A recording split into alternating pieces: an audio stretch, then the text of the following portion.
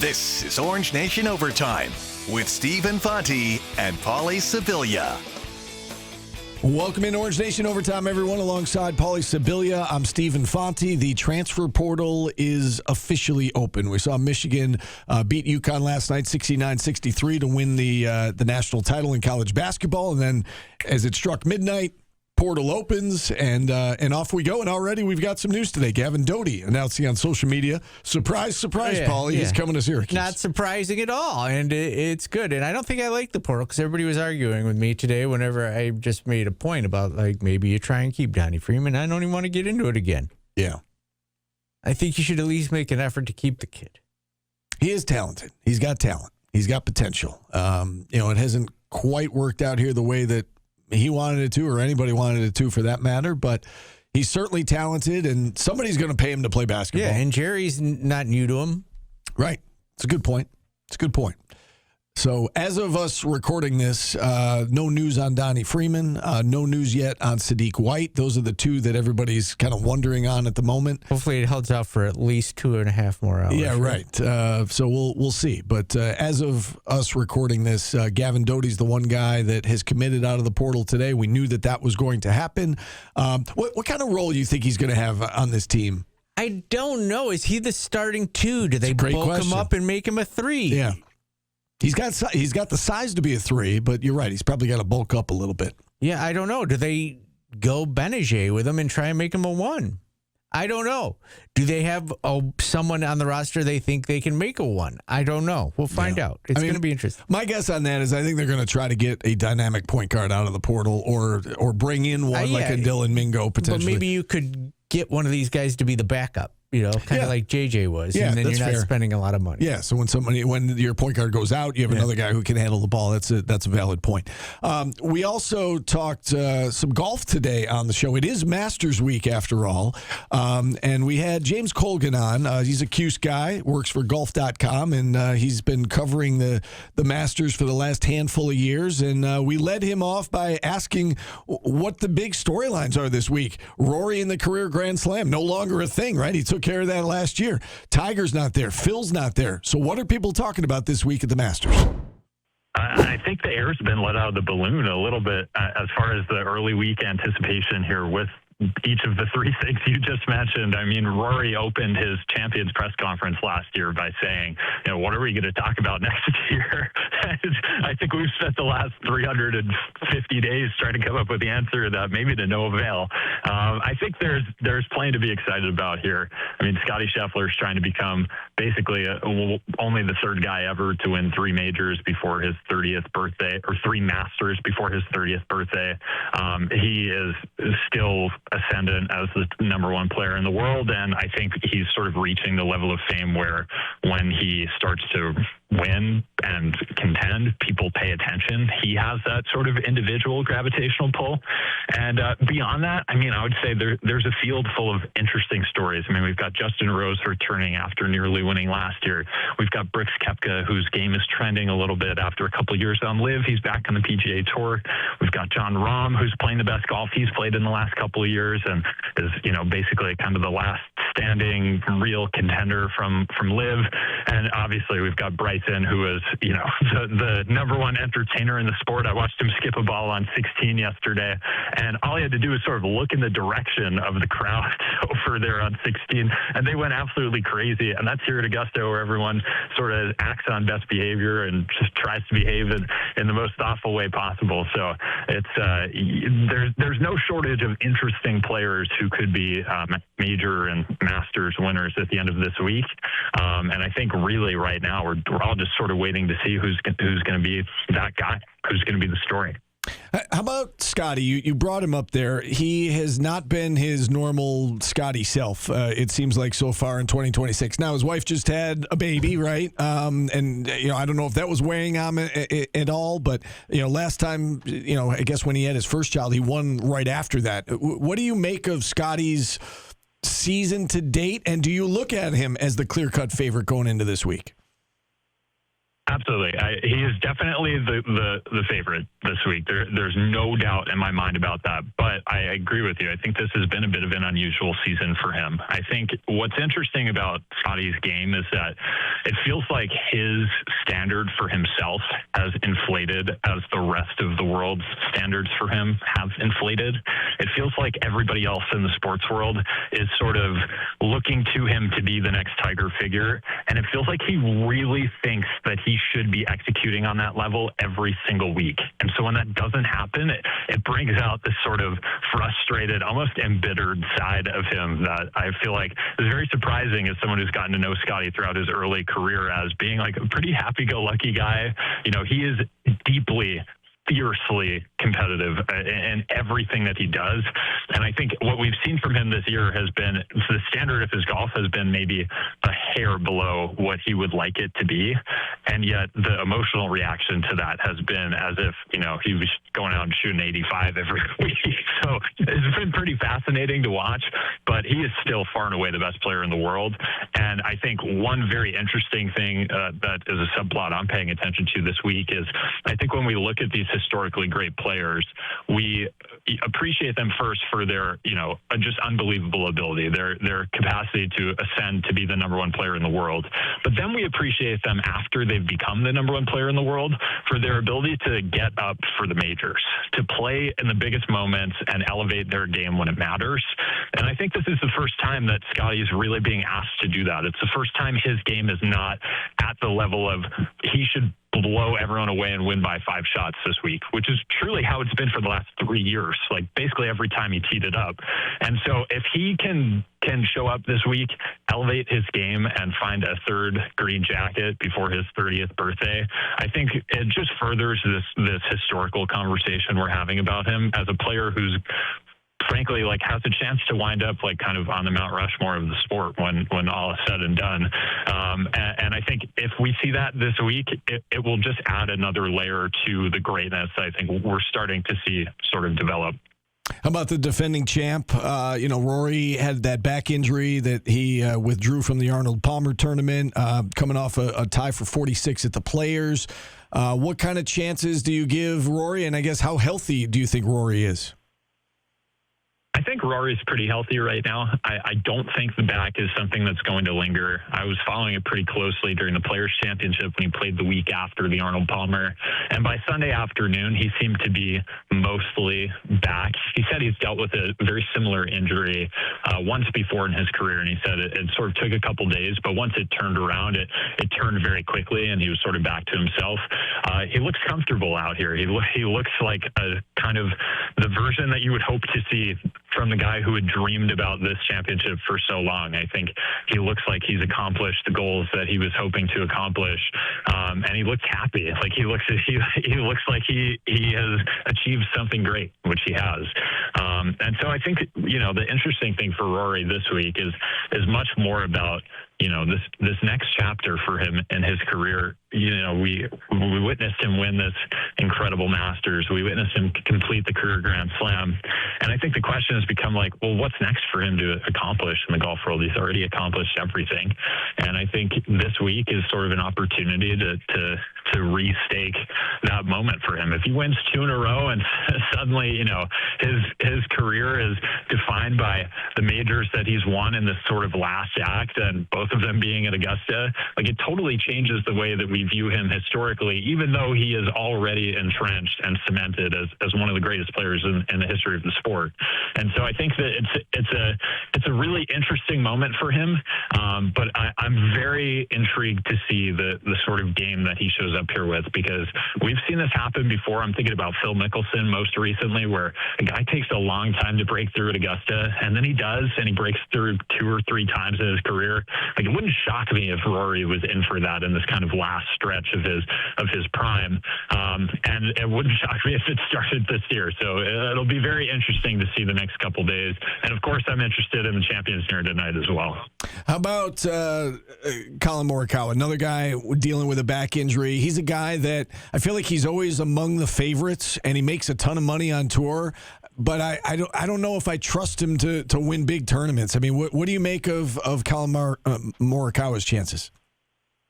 I would say this week I'm particularly concerned about it because it seems like his back is not in a healthy place right now. He was just commenting yesterday about how it is touch and go for him.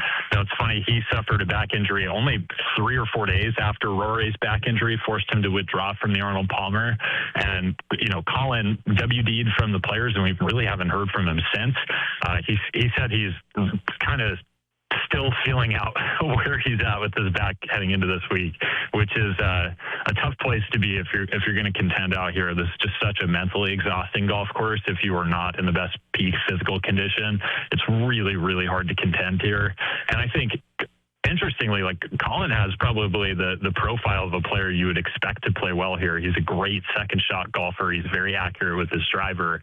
But when it comes time to actually execute and pull these shots off, to win a Masters, you need a lot more than just accurate driving and a good second shot. You need to have the sort of gumption and the artistic ability to pull things off when you find yourself in trouble, which invariably you will. And I just worry about him health-wise that's just not going to be the case this week. I haven't done it in a while and bet on a long shot, so I'm going to ask you a name here. Jason Day. What do you think of his chances of being a sleeper pick here this week? I like that. That's actually an interesting sleeper pick. I hadn't considered Jason as one of the guys in sort of the higher odds range, but I actually really like that choice. What's interesting is it seems like the Australian players tend to have a bit of a better time playing at Augusta National. And what I've heard from a lot of people who are, really plugged into Aussie golf is that it's very, very similar course styles to, what you would see in Australia at Augusta National. It's these really sharp edges and these massive undulations. And so, it's this really big transition between the two golf courses. And I think that it adds to this level of sort of, competitive consistency between them. So it wouldn't shock me to see Jason Day performing well this weekend. I like that pick a lot. Plus 6,700. Oh, there you go. Go for it. Throw $10 on it. 20. Oh, big spender. Yeah. Maybe I'll do it. James, I see some people talking in the chat about a couple of the live guys, and I was going to ask you about Patrick Reed and John Rahm, and both of those guys have had success on this course. You brought up Bryson. Which of the guys who went away from the tour for a little while are you most intrigued by coming back here to Augusta? I think Rahm is the one with the best chance to win. That's my personal feeling. I just think his game is really up there in the top 3 to 5 players in the world. Bryson obviously is also in that same category, but I think Bryson always struggles with the fact that this is a course requiring a bit of an artistic touch, and he is just a ruthless, exacting scientist in everything that he does. So I would say if I was picking a live guy this week, I would pick John Rahm, and it would not surprise me one bit if he wound up winning this tournament. I think he's actually probably one of the favorites that I would feel best about. Can I put you on the spot and ask for your pick? Who do you think wins this week when all's said and done? All right, so I made a bit of a left field pick this week, and I've received some negative feedback online about it, and in person from some of my colleagues. So I'm not sure how strongly I should feel this way, but I picked Akshay Bhatia, and my reasoning for this is that left-handed players tend to play well at Augusta National. There's just something to the shape of the most important holes of the course where they tend to have a bit of a statistical advantage. And I just look back at the winners of the last 5 years of the Masters. We've had 2 wins from Scotty, a win from Rory, a win from Hideki Matsuyama, and a win from John Rahm. And I look at that list, I'm like, man, that's a murderer's row of some of the most impactful stars in the game. I feel like we're due for someone a little bit out of left field this year to kind of pull out that win. And it just wouldn't shock me if it was someone like Akshay, who's been playing really good golf this year, who has the, sort of the profile of a player you would expect to play well at Augusta National. It would not blow me away. And just one last thing on Akshay, too. The broomstick putter is an incredibly controversial thing. I'm personally against it, but I would love to see a week's worth of conversation in the golf world about the broomstick after an Akshay win. So I'm picking a little bit of a chaos choice in that, but I'm interested in what his sort of value proposition is. You said during the interview, Paulie, that you were going to throw $20 on Jason Day. Have you done that yet? Is that happening? I'm all in. All in. I think you should put 10 on Day and 10 on Batia. James seems... No, you know me. I'm either going 20 You're going on all in? I think. Oh, yeah, I don't trust anybody else. It's either my decision or no decision. Maybe I'll throw 10 on Batia. Okay. We shall see. We also talked a little lacrosse on the show today. We interviewed Reggie Thorpe yesterday. You can actually watch that interview on the Orange Nation television show tonight, 7 to 7:30 on News Channel 9. I spoke with Reggie for, I don't know, about 7 or 8 minutes yesterday, and I let him off by asking him about the big win over Duke over the weekend, hanging on to beat the Blue Devils by 1 and what that game came down to. Kids did a good job just, keeping calm, keeping our composure. We had a late night game in Cornell Tuesday night, and, Duke was off all week, so we knew they'd come out firing there the second half with fresh legs. And, our kids, we were fortunate to get a lead in the third quarter and get up 9-6. And then, we took a couple penalties, and unfortunately it hurt us, and, they were unreleasable. So they scored 3 in a row to tie it, and made it interesting. But we were fortunate to make a play down the stretch there, and but it's a big ACC win for us as we're, jockeying for position for the ACC tournament. Making a play down the stretch, that's been a theme for this team over the course of the last few weeks. Since March 17th, your team 5-0 in games decided by 2 goals or less. What has allowed this group to continuously find a way to make that play in these crunch time situations?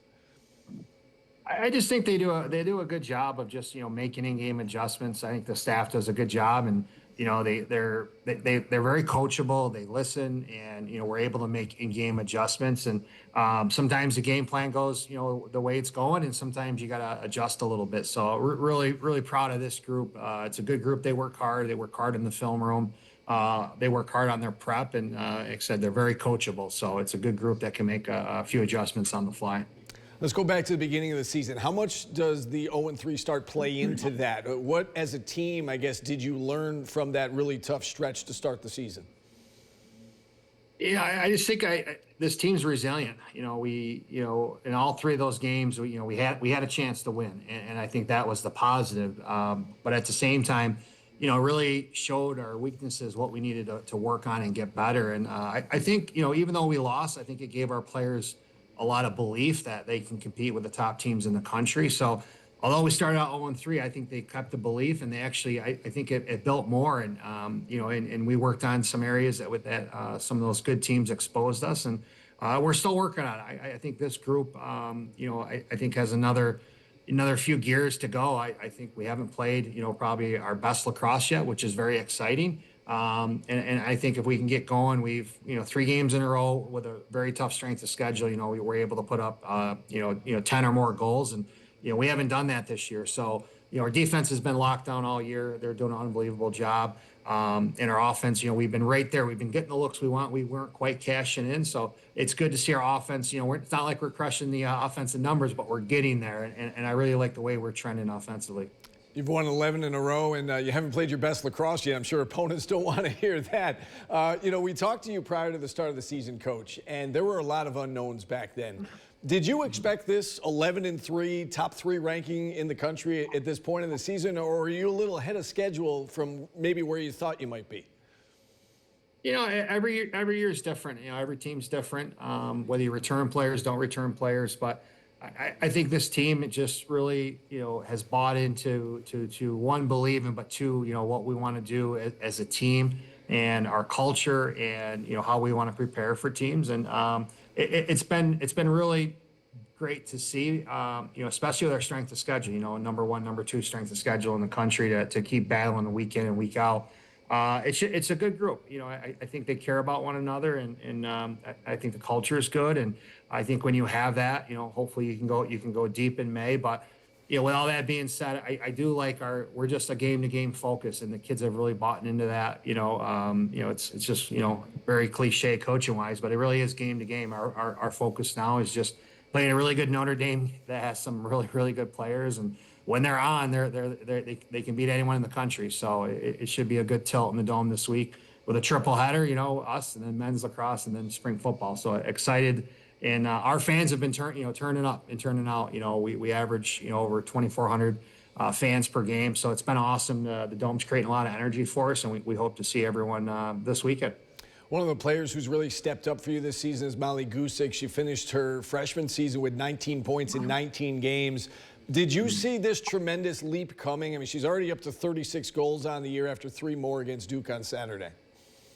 Yeah, I think I'll give a lot of credit to Coach Nicole Levy, one of our offensive coach. Saw some things in Molly in the fall, and we bumped her down to attack, and she's doing a lot for us. I mean, she's also our leading our draw centers and taking the face off the draws. So we're asking her to do a lot, but she's she studies a lot of film. She's a workhorse. She's a converted midfielder, so she certainly got the lungs and the legs to handle that workload there. But give Coach Levy a lot of credit for making the change in the fall and seeing what was best for the team. And Molly's been running with it, and she's doing a lot for us. We really need her to manage these draws and get us possessions and limit runs. How about at the other end of the field, Coach? Daniela Gayette in net. She's number 2 in the country right now in goals against average. She's held 9 straight opponents to single-digit goals. The defense as a whole, as you touched on a little bit earlier, has really been outstanding. What can you say about that group led by Danny? I mean, it's a great group, led by Coco and Izzy, Mac, Casey, and our midfielders. I mean, they watching Syracuse, having coached here, played here, and I just think it's been great to watch. I mean, that's a really tough unit back there, and they give us a chance in every game. They even in our losses, they gave us a chance in the fourth quarter to win a game, and we came out on the short end. But it's a really good group. They care about one another. They love playing defense. I think Coach Caitlin and Coach Maggie with the goalie, Coach Caitlin with the defense have done an amazing job tweaking things. The game plan from game to game, and and the kids really are buying in, and it's been really good for us.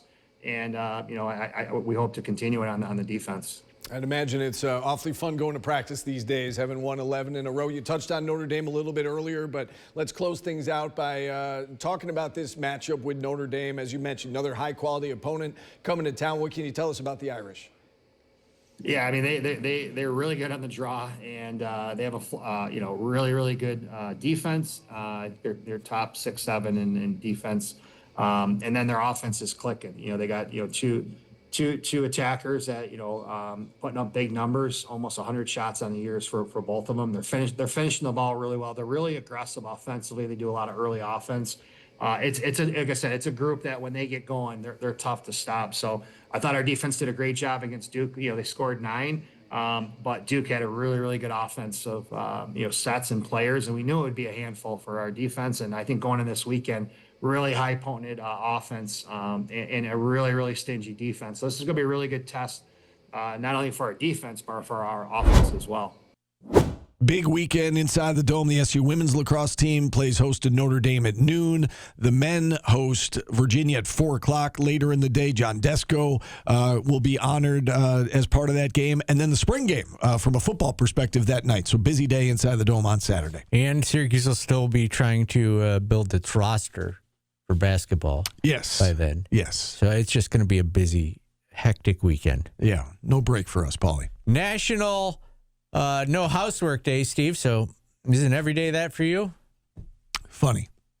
During the week, there's not a lot of housework being done, but weekends I do some housework. Bathroom cleaning? I don't like cleaning my bathroom. I don't like cleaning the bathroom. Nobody likes cleaning the bathroom. You know what? I little secret I'll let you in on. I bought that shower spray and it works great. Yeah. You just, as soon as you're done the shower, you spray it. Yeah. My shower stays clean. There you go. Good deal. This feels like something you would enjoy. National Coffee Cake Day. Oh, I like a good coffee cake. You would, because you're a 90-year-old. Why do you have to be 90 to like coffee cake? Like, nobody under 90 likes coffee cake. That's not true. That's not true. I love coffee cake, so there you go. All right. We're out of time. You checked off a stereotype that I predicted correctly. Real quick story. I was working at my desk today at Channel 9 before I came over here for radio, and one of our Bridge Street directors walked in and saw that I was eating breakfast, and he looks at it and he goes, "Toast with a little bit of peanut butter on it?" And I was like, "Yep." And he's like, "See, I know something's there." I am a very simple man, Paulie. Anything that'll just completely take the moisture out of your mouth. It sounds delicious. I am very simple. All right, we got to run. For Paulie, I'm Steve. Thanks for listening. Thanks for watching. We'll talk to you again tomorrow, everybody.